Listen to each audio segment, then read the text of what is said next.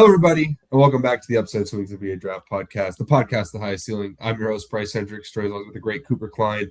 And, something I was thinking about today as I've been ruminating, I was listening back to some old pods, including some very old pods, because that's the type of person I am.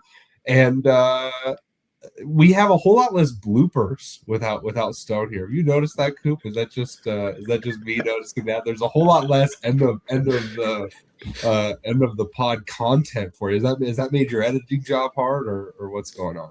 There's still just as much like middle of the pod cutting out of like the stupid shit we say every once in a while, but there's much less like us devolving into giggling children for no reason.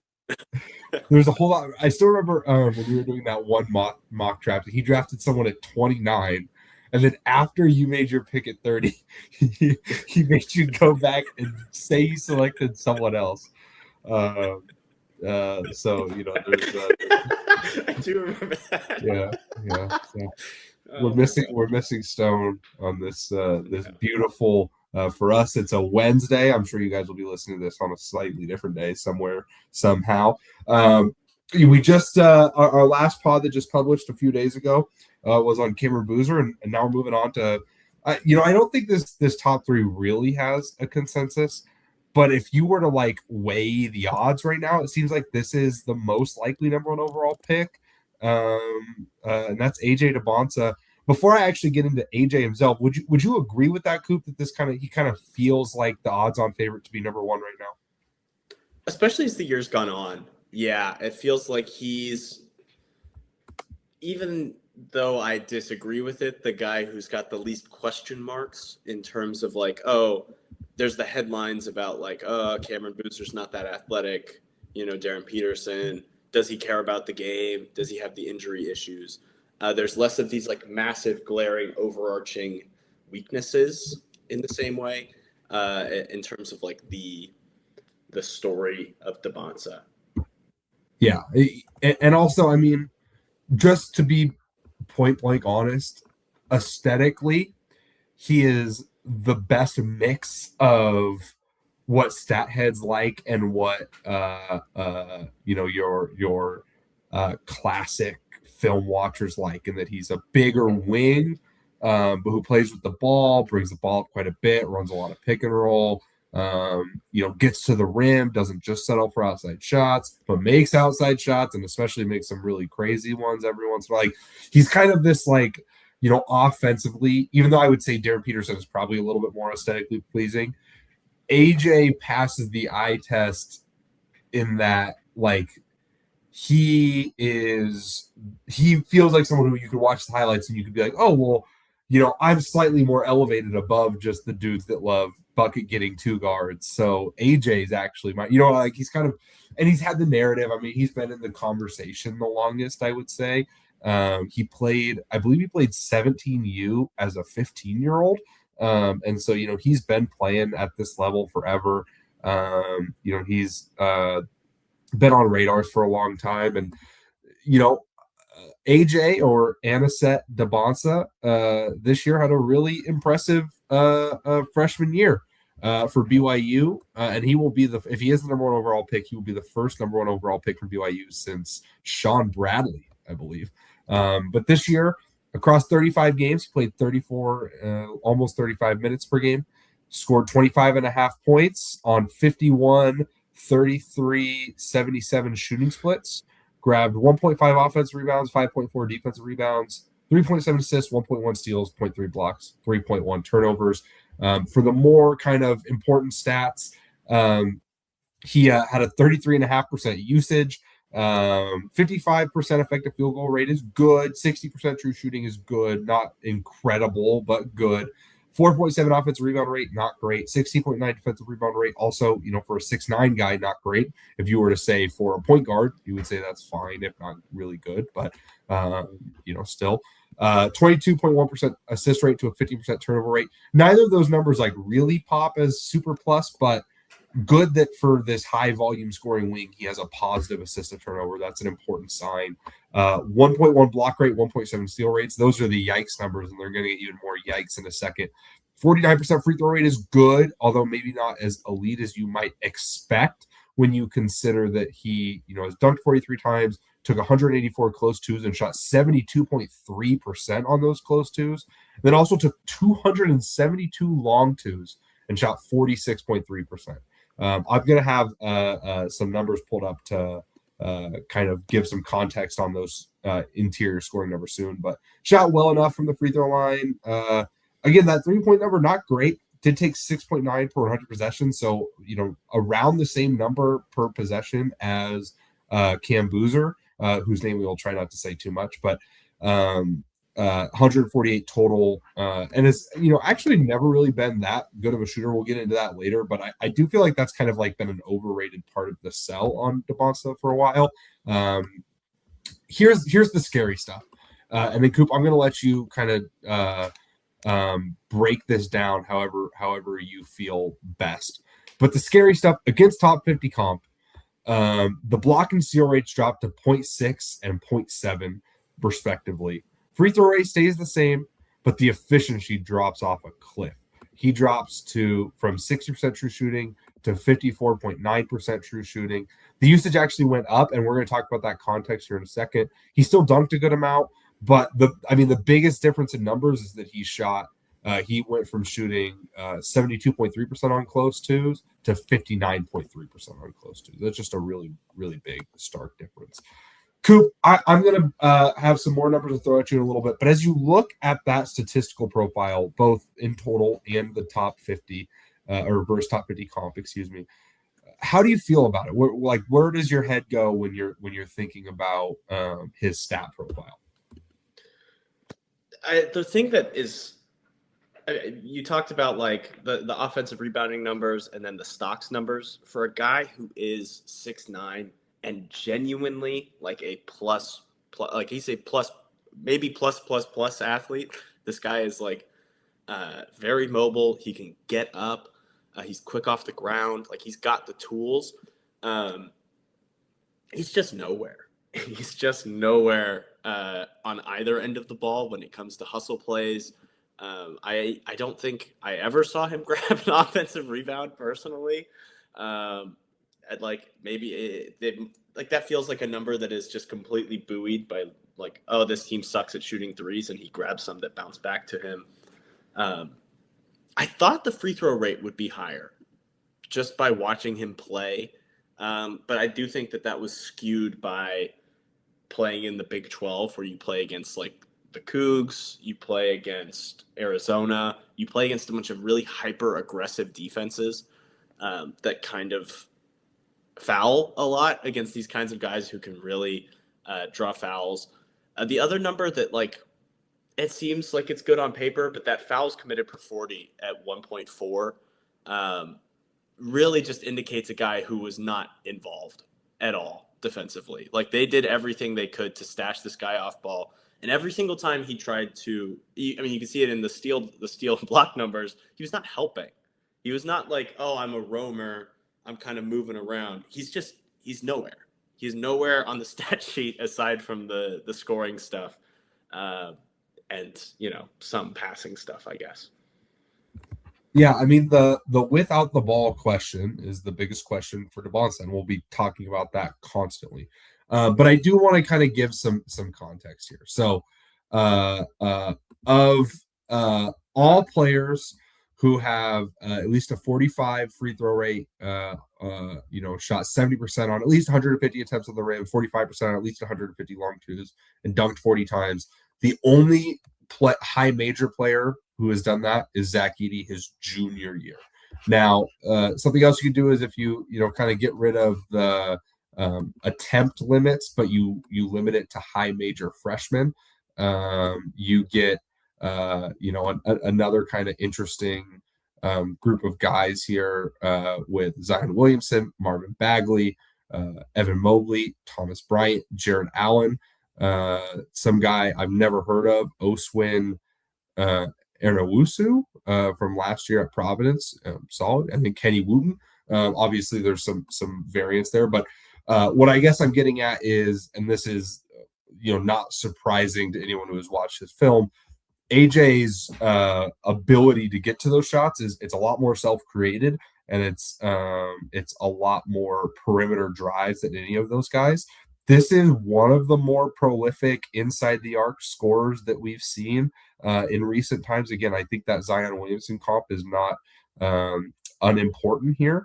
I think there's a lot of names that can come up and have come up. And I do think the first most important thing we should do when talking about Dybantsa is dispel some of those comps, because he's going to get names thrown around like KD. I can already hear it on draft night that Jay Billis is going to throw around the name KD. He's going to get Brandon Ingram. He's going to get Jason Tatum, even maybe. Like, that's not who he is. He is much closer to. I think there's a couple guys that really come to mind for me. I think like a DeMar DeRozan type, which obviously you hear that and your brain is kind of like, he wasn't that good. Another guy that I throw out there that I think like really high end, the way he goes about getting his buckets is way closer to Shai Gilgeous-Alexander than it is Kevin Durant in terms of inside the arc, forcing contact, long strides, off the dribble shift, and kind of this weird funk with his lower body as a driver. Then I also think about, again, like kind of a Zion, someone like that. He's kind of this weird amalgam of all those guys. And that's, as we start on the good, I think the best part about his game is that he's a really good interior scorer. Now, the number against top 50 comp dropping as much as it does concern me. I do want to throw a little bit of water on that fire and just say a lot of those games against top 50 comps were post Richie Saunders injury, and there was horrendous spacing for BYU. They were basically, a lot of possessions had to give the ball to AJ and just say, please God, do something. There are a lot of times where he's driving and he clearly wants to get to the rim and he has to settle for a long two because there's two other guys in the paint. So I understand all that. Now, I will also say that I have some concerns that BYU could not, they were not running their beautiful offense stuff the way they did last year, like with Jaeger Demon. Like, there was a lot less complex off-ball screening and, really intricate looking sets. And I want to talk about that. But first, again, staying on the good, Coop, tell me a little bit about how you felt about AJ as a driver and an interior scorer. I think the handle is the big thing for a guy this size. And I do think that's the way that he's closest to Durant, is that he is this 6'9", 6'10" guy with a legit handle. He's got legit bend.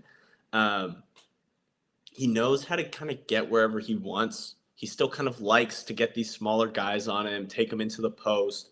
You can see the stylistic comp to Durant. But I like the comparison to Shai.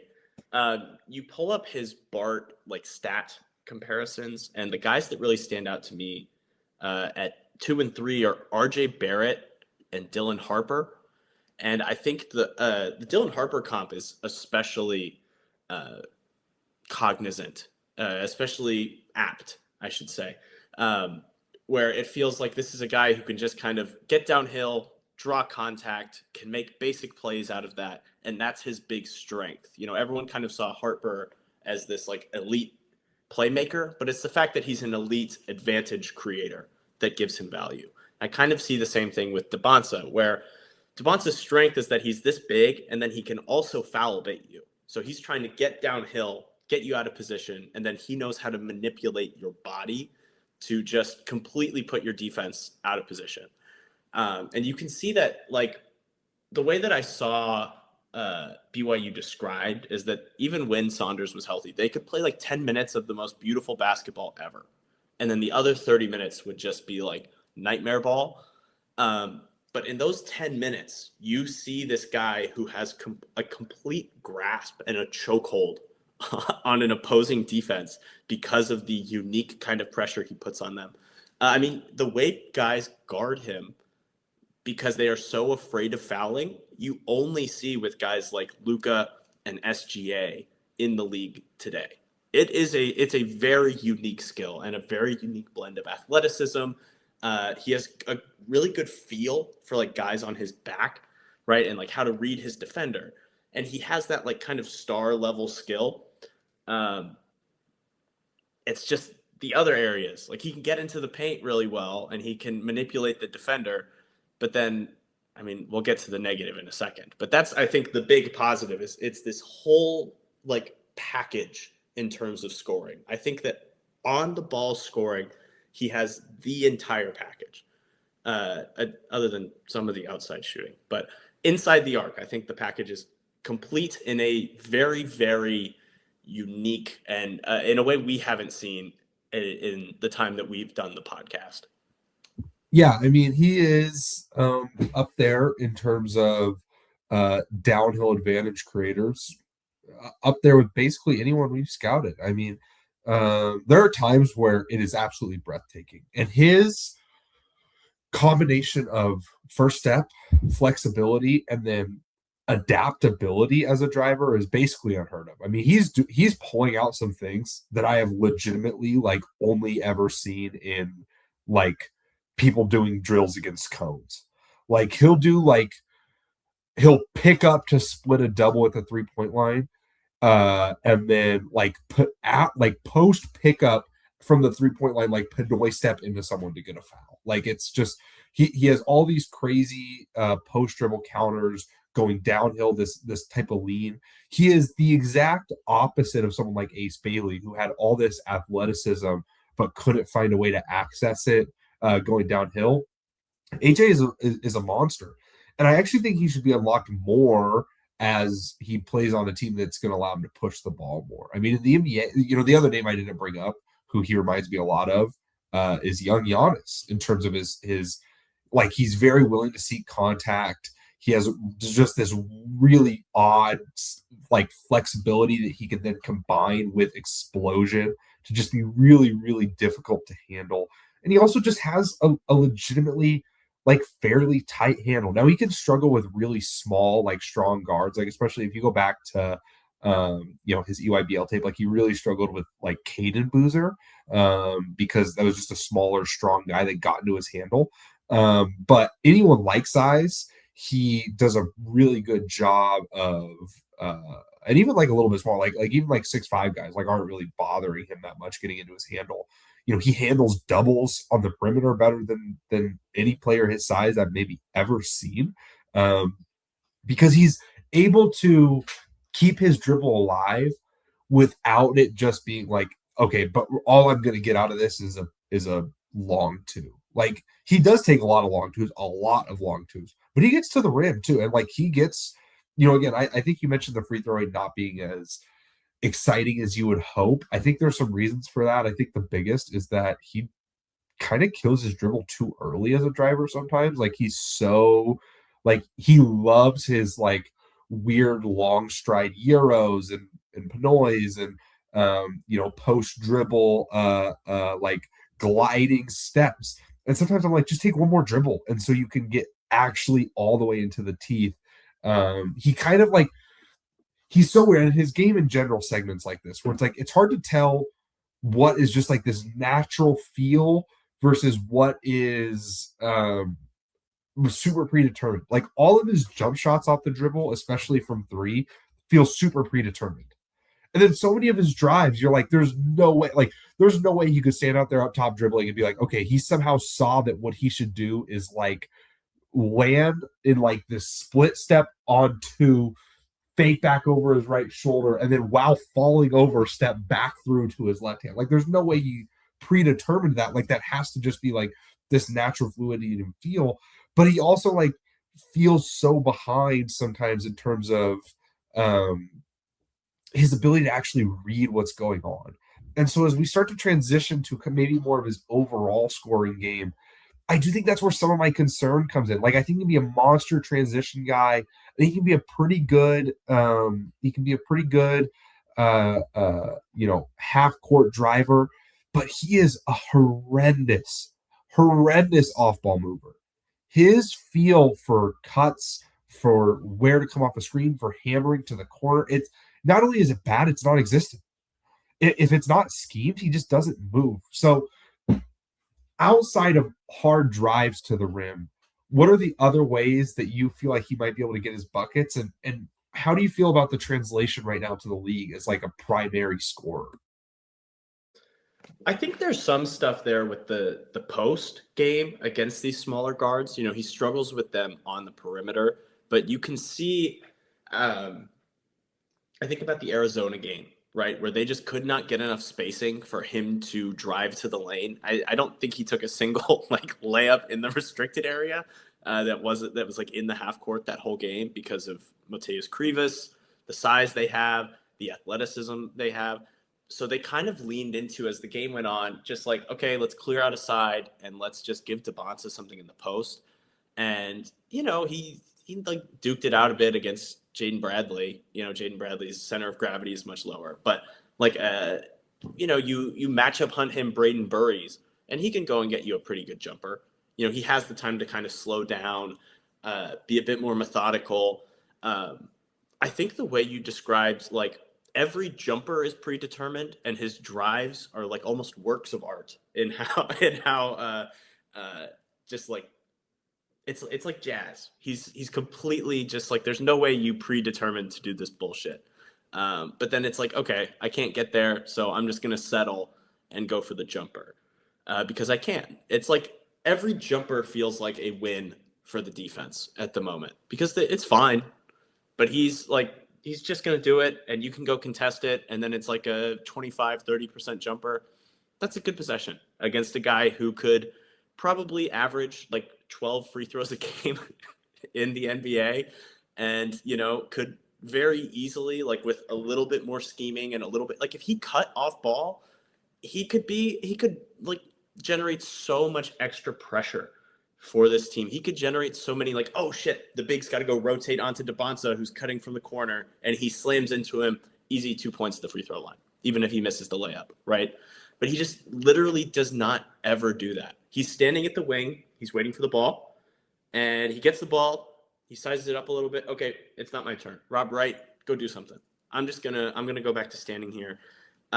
It I love the like him and Ace are almost opposite, and that Ace's thing is like, oh, he shines as this backdoor cutter and he shines as this off ball mover, but he's kind of being forced into this on ball role. And Dybantsa is the complete opposite of him in every single way as an offensive player. But if he did some of the Ace stuff, if he did some of the cutting, some of the motion shooting, some of the like, he'd be completely unstoppable. And I think that's kind of what keeps him from being this like next tier of like offensive player in my mind. Is it's like you can be great on ball, but that's what at maximum 34%. Like, oh, he's not even like James Harden where you can give him the ball for 40% of possessions because he's so efficient, because he's not that efficient from behind the line. And you're not going to be able to create that much in the paint without the threat of the 3-point shot. He's just not there.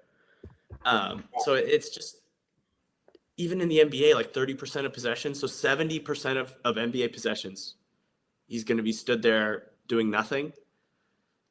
It's a really hard value sell for me. Yeah, that's so much of the question, and I don't have it until on this. Everything I've heard is that AJ is like a hard worker, a really diligent, young man, whatever. Why is a team that the year before ran such a complicated, beautiful, effective offense? Why did they decide not to? Is it because of him? Is it because they had to rely on these other guys? Like, because every once in a while he'd be used in like a schemed cut or whatever, and it would look great. But he's also so overly deliberate with everything sometimes. Like, for someone who's as athletic and shifty and all these crazy things I could say, like, why when he gets a switch on a big does he need to take 7 retreat dribbles to go attack? Why when he's getting a closeout, like, does he feel like he has to get into this triple threat jab game? What it reminds me a lot of is Paolo. And I overlooked a lot of that with Paolo, thinking, oh man, but like, think of all this other stuff, like in the league, this will get better, this will get better. I'm just, it concerns me. It really does concern me. So that's part of it. Like why on those things? Is he, because you can see, like, okay, is he the type of guy where if he can short roll, if he can pick and pop, if you can, run him off, like, I feel like the amount of like true DHOs he ran is like single digits. Like, he should be coming off DHOs all the time. Why was he never used in a zoom action? I really like, his off-ball dunks were almost all putbacks, and he is a horrible offensive rebounder, except for some putbacks here and there. Like, so there's literally, I watched all of his dunks from this year, 0 like cuts to the rim. They're either transition. He had 17 half-court self-created dunks, which is great. Obviously, like that's a crazy amount, and a lot of those against high major competition. Like, there's so much good there, but there's just these weird questions for me that I'm not even fully sure are like unanswerable, like true negatives, but are just like they're really big, weird questions that I don't have with either of the other two like top 3 guys. The other big thing for me is the shot, and I do think it's interesting. He has not been like ever a truly efficient outside shooter. This year, 45.4% effective field goal rate on 88 catch and shoot shots, which is the 34th percentile. High school senior, 53.1%, which is way better on 131, 62nd percentile. EYBL, he was 50.9 on 58 catch and shoot shots, the 74th percentile. So his catch and shoot's kind of been all over the place. He has this super old school, like 2-motion jumper, like very Tracy McGrady type. He is jumping all the way in the air with the ball already at its set point. And then the one thing that he has that's different than Tracy is Tracy would elevate it and then kind of like it was kind of this simultaneous up and out versus AJ is like a laser. AJ is like pushing straight out with his hand. In almost like I don't know, it's almost like the same result of like a Sean Marion jumper. Like it doesn't look as off as Sean Marion's, but it's like, the same end point basically. And it's super flat. It's super like, it looks really good when he's taking these like leaning bump fades in the mid-range or these turnaround jumpers because he's leaning back. And so he gets more arc on it. And on his catch and shoot shots, he's just shooting lasers. And again, only getting up as one of the foremost gravity wells in college basketball, only getting up 88 catch and shoot shots is a travesty. Like that more than anything speaks to his lack of off-ball movement. Like, and again, 34%, no, not good. He was not a good catch and shoot shooter, but good enough that you would think that he should get a couple more and then hopefully get some closeouts to attack. He just never did. He almost all of his catch and shoot threes were same side corner passes were like Rob Wright drove at the same corner that AJ was standing in, and AJ just stood there and got passed to him. Very little, action and to get to shots, very little like hammers, lifts, like whatever. Like that stuff was really, really not on tape. Even going back, like even when he took more, it's a lot of transition threes. It's a lot of, trail threes, or, when he played with Tyron Stokes, like Tyron had a better sense for finding him here and there. Just not a lot of like really plus outside shooting to me. And then you look at the off the dribble stuff. 49.4% effective field goal rate on 166 off the dribble jumpers this year, 79th percentile. In high school, he was in the 66th percentile and 214 off the dribble threes, or off the dribble shots, 65th percentile UIBL. Again, not bad, never bad, but never elite. Not the type of like KD numbers, people were saying, or even like Brandon Ingram numbers, or even like Isaiah Evans off the dribble shooting numbers. Like, it's not really a part of it. Like, I'm shocked by how often teams get away with guarding him like 7 feet back. I'm really concerned that he's not going to be able to punish unders. It's just not a jumper that looks comfortable right now. And it's really not one that I buy translating to NBA range. Because it's such a laser and because it's all about how high he jumps, like the farther out he gets, the less good it looks. I bet you his shot chart matches that. Like those little 10 to 15 foot jumpers are probably quite a bit higher than his, 17 to 20 foot jumpers. And that sounds obvious, like intuitively, but it's even more so with his specific mechanics. And I'm just, if he's not able to punish unders, like it does kind of, it's not like the death knell for his career or anything, but it does kind of limit his ceiling. So let's kind of put some of this together and then start talking about the playmaking, Coop. Like, where are you at with AJ kind of as a whole offensively right now? I really struggled with the playmaking because the advantage creation is there. When you get him in an ISO, he can draw help, he can do all this stuff. I just didn't feel like there was enough like advantage creation. Like he's taking advantage of that, of the fact that he has so much gravity. I kind of wanted to pull up Dylan Harper earlier because I think he kind of reminds me of Harper in that way. He's like a wing forward version of Harper, where it's like Harper was the point guard, so he had to run all these pick and rolls. But every read he's making is just like, okay, I drew extra help. Here's a little bit of ball movement. You're not seeing Dybantsa, get all the way into the paint and create against high level defenses and then make the advantage leveraged pass to like fully capitalize on what he's done. You see more of that in transition. I feel like he's just a much better reader of the floor when it's simplified and it's all straight ahead of him and he can just like get downhill, draw the help, and then it's like, oh, there's one or two guys, I can just find one of them. But in the half court, I just really was unimpressed. I mean, the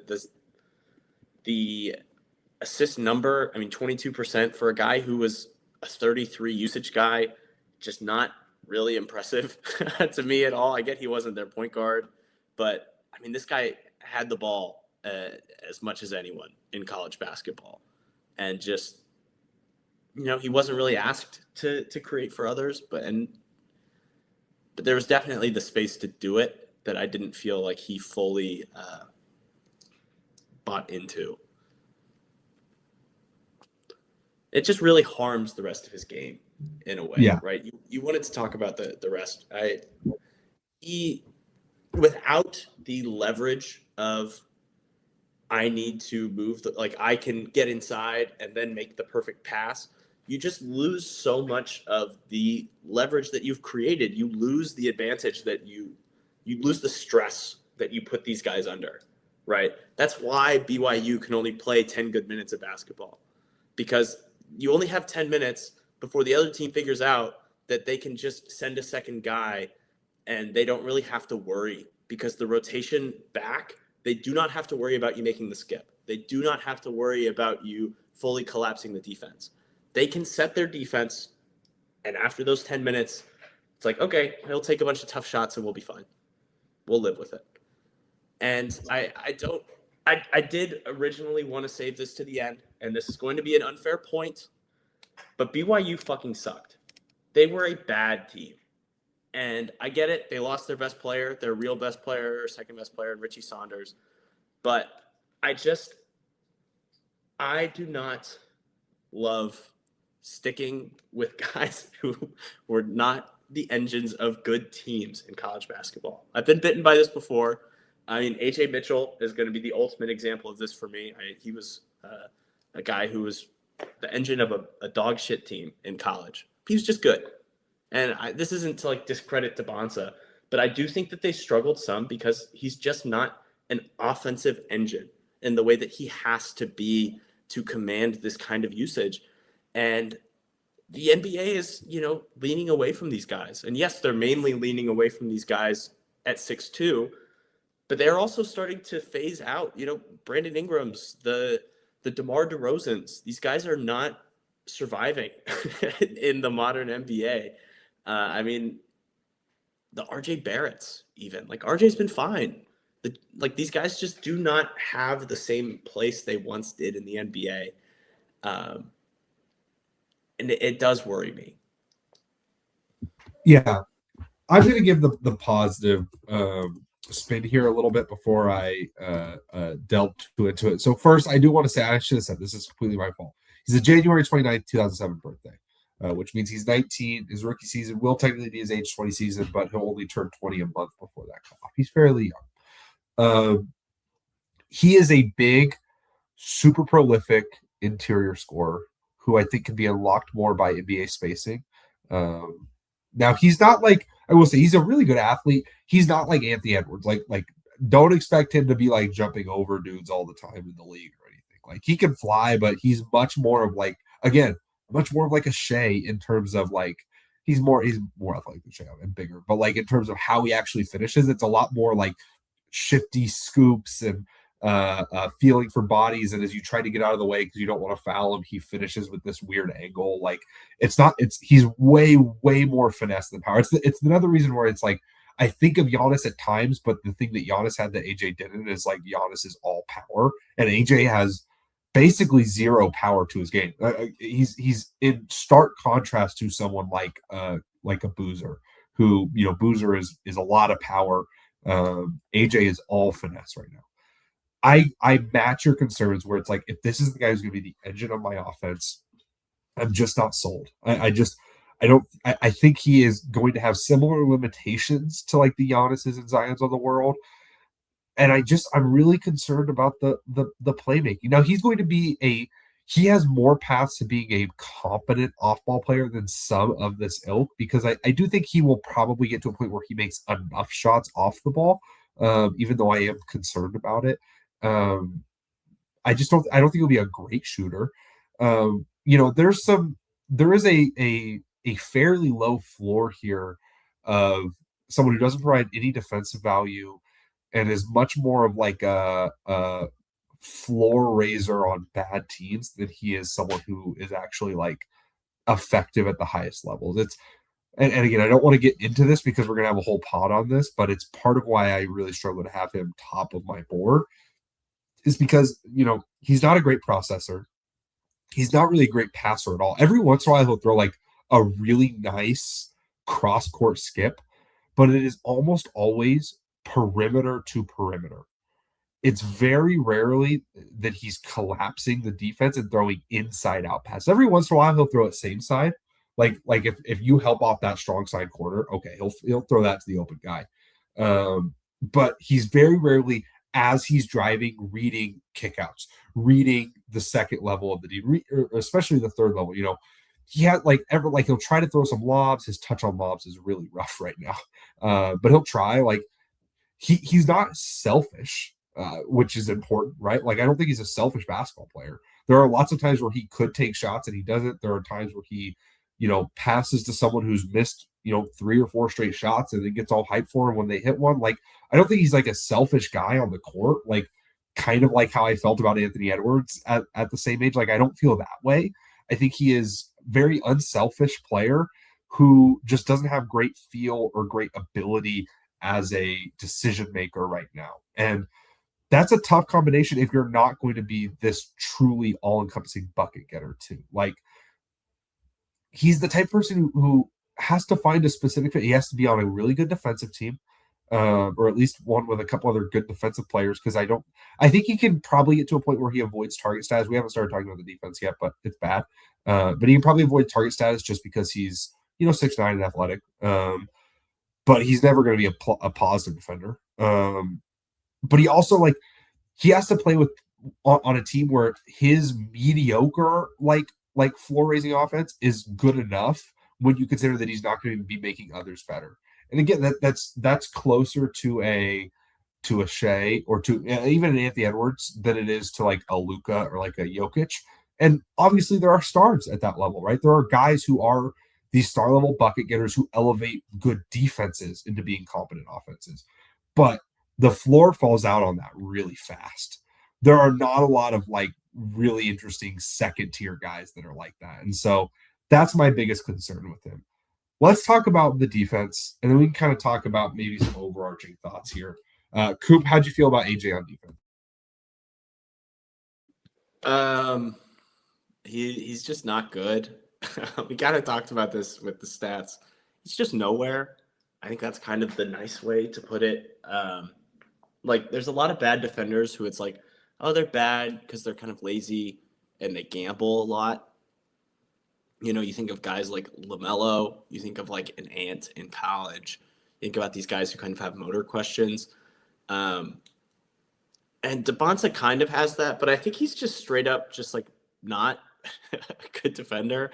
Anytime he goes to dig, it's instantly he's just way too slow at getting back out on a closeout.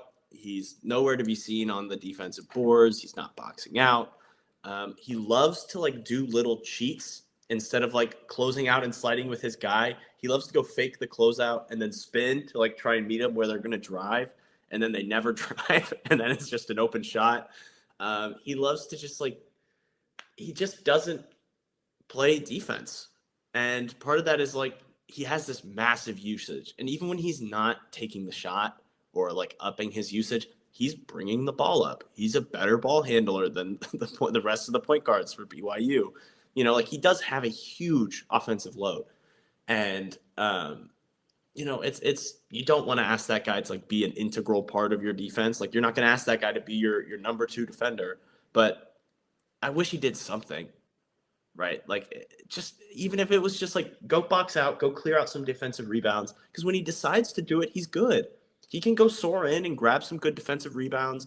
Like, oh, go clear some contested stuff. If he did that more often, I'd feel a lot more safe about him. Like if you boxed out one guy like twice and grabbed some good rebounds and then got out in transition and pushed the pace with your handle, that would be like a massive addition for him.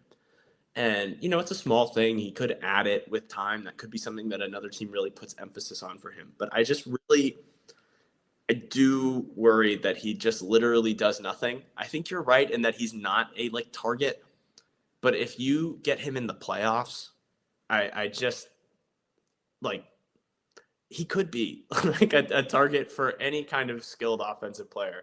You know, if he ends up in a Western Conference team and he has to guard like if he gets switched onto like a small guard, a Steph Curry, you know, Steph's still around making the playoffs by then. It could be 38-year-old Steph, and he would destroy him. Like it would just be he doesn't fight through screens. His footwork is awful. The motor's just not super there. He can try for small stretches and he can get stops, but it's just there's no consistency and there's nothing he consistently does that adds value on the defensive end.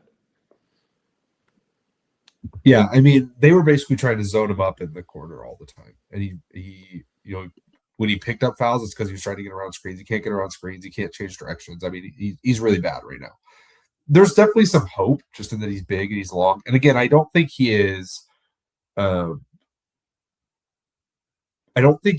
like his body language doesn't suggest that he doesn't care. He talks. He is trying to execute his part of things correctly. But for some reason, no one has ever acted like he can guard.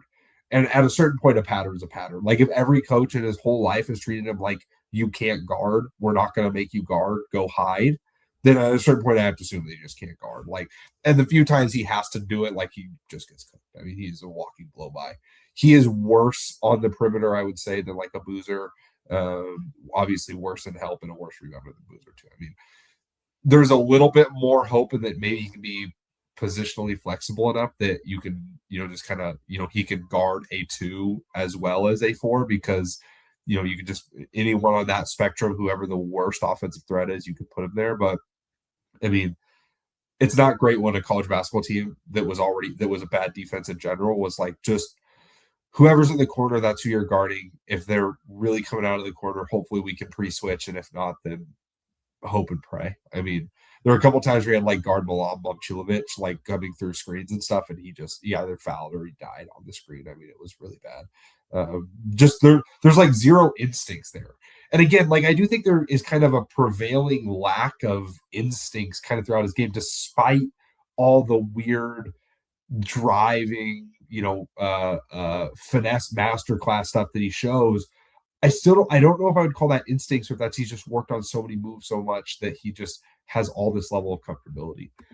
There's one thing I want to bring up. Here are the players drafted in the lottery who have had block rates and steal rates as lower than 2, and who have had taken less than 8 3-pointers, less than 8 3-point attempts per 100 possessions. Okay, there's a few names here. I don't want to spend a ton of time on all of them. The guys that they did this before their draftable year: Johnny Flynn, huge bust, obviously. Jalen Williams from Santa Clara. Okay, that's definitely an interesting one. Colin Sexton, Moses Moody, Shabazz Muhammad, huge bust, obviously. Harrison Barnes, DeMar DeRozan, Kevin Knox, Kendall Marshall, and that's it for guys that did it in the year before they were drafted. That is not a disqualifying thing at all. I think as I think about AJ as a whole, I think that there is potential here to be one of the highest scorers in the league. And that I think he can be an insane transition scorer. I think he can be an insane half court advantage creator. I hope there is some upside for him to be used in more of a offense where he can attack off the catch. Like all of his drives having to be like super deliberate. I hope that's something that can be worked out of his game, and that in time he can be someone who is more of a consistent driving threat all over the floor, no matter what's going on. Right now, my expectation is that he is a mediocre to bad shooter, and I'm concerned that he will never be a positive outside shooter off the dribble, like from three.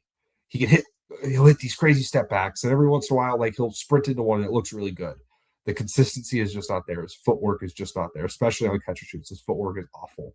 I don't think his touch on jumpers is great. He is a mid-range assassin because that's what his kind of jumper is built for, and that's also where he's most comfortable operating is within 18 feet, both as a handler, as a driver, with his 2-foot pivot game. He has all these moves and all these tools, and I could see him scoring a lot of points. And probably being an all-star. Like I think the floor here is probably like low-level all-star. The worst player I think you can comp him to that feels even kind of accurate is DeMar DeRozan or Zion Williamson, I guess, like is also kind of in that same realm. Whereas like I feel like that's kind of who he is. All world scorer, everything else is a question. And some of that is how much do you buy the development path here? I'm a little bit concerned that the passing and the shooting haven't gotten meaningfully better. The question really is how much better can he get as a playmaker? Because I think the defense is only going to get so you'll never be a positive defender. Can he be an okay survivor? Can he be one who avoids getting attacked in the regular season? Probably. In the playoffs, there's probably always going to be a little bit of, oh man, let's put that guy on an island and see what happens. Or more likely, let's make him be the low man and see if he can make plays and help and recover out to a shooter in the corner. Or if they're trying to X out, like cover out to the wing, whatever. Hard to buy. But the passing is really the development question.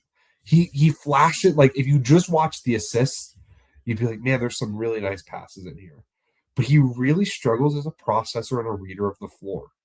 And I just think that he needs to find a system to maximize what he's going to be, where he gets to be a scorer and everything else is kind of secondary, where he has a good defensive big behind him, where he is able to score, even if it's somewhat inefficiently, and have it be okay enough offense because the defense is so good, where there's a couple other shooters, a secondary playmaker. And he also, truthfully, he has to learn how to play off the ball. He can't be I'm just going to stand in the corner guy. He has to be able to operate DHOs. He should be someone who is comfortable being a screener. His screens right now are awful. He sets awful screens. He should set really good screens. He should be able to get to the short roll and play on that. Like, there's all these things he should and could do. And I think there's upside for it. Like, you can only get so low on a guy like AJ because there's absolutely a world where he's the best player on a top 4 seed in any conference. But I do think I'd be a little bit surprised if he's ever like a top player on a championship team. I think there's too many holes and too many questions here. And in a draft like this, that's probably enough for him to not be number one. So that's kind of where I'm at. Coop, where are you at here with AJ? So I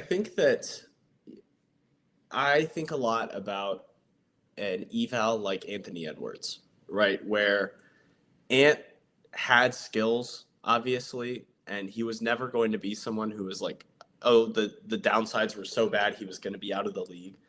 And eventually he just like last year, it's kind of fallen off a cliff this year, but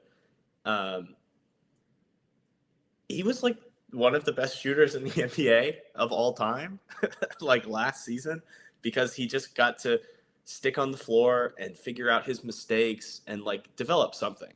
You know, if you went back to 2020 and you said Ant is a better shooter than Stephen Curry for, a couple of years, I would have thought this guy became God, right? Like that unlocks every other aspect of his game. And obviously that's not the way it works, but like Dybantsa has such a high floor. I think you saying like, oh, you can only get so low on a guy like this. You can only get so low on a guy who is very obviously going to be able to do this stuff, like the stuff that he's good at an NBA level, and he is never going to be off the floor barring like a disastrous injury, right? Like this guy's going to play. He's going to go top 3 in, the most hyped draft of our lifetimes, and he's probably even won.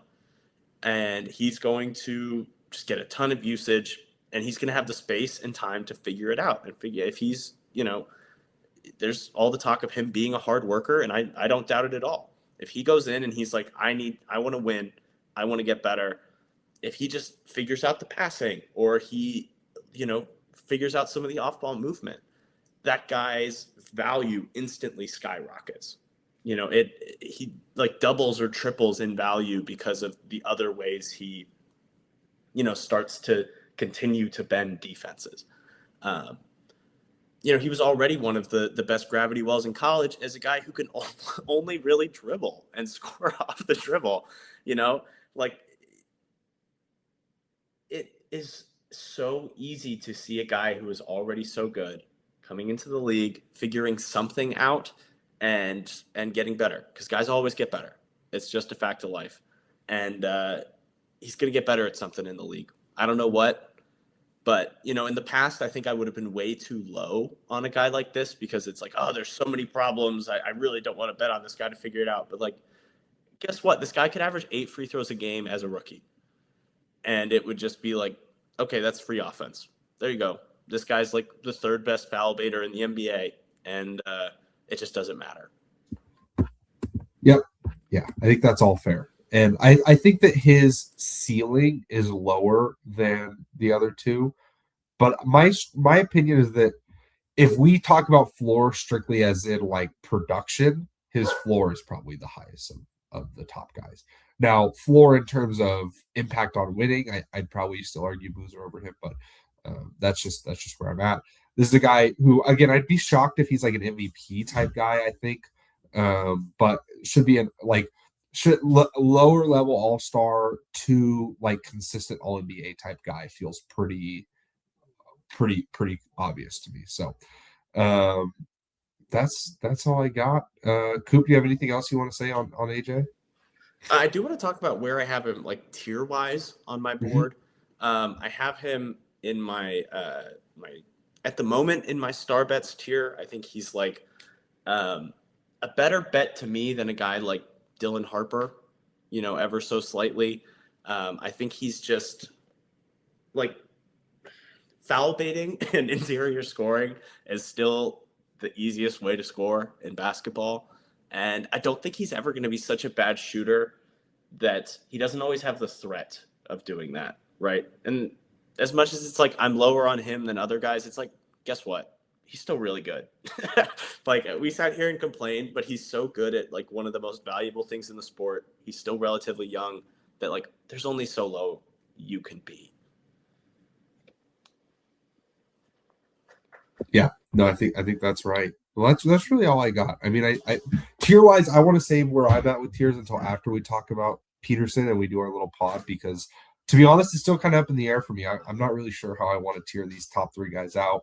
I'm not really sure, if I want to continue over. Like I've been doing tiers the same way for 5 years now, and there's a part of me that just wants to say I don't want to anymore, to be honest.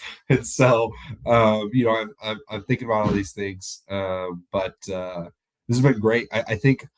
I hope that people are able to hear the nuance we tried to approach AJ with, because I think it's really easy for us to seem really low on him, considering again that this guy is probably going to be the number 1 overall pick. I think we ended positive, which is nice. But again, I just think that right now, to me, when I think about team building at the highest level, I think feel is my number one. The number one thing I'm looking for offensively, feel and playmaking. Now, that's not always key. I mean, Shea is probably going to be a 2-time MVP at the end of this year. You would not say that his number 1 skill is his feel. his number one skill is a lot closer to AJ's, which is just this weird, never before seen flexibility and, odd movement skills.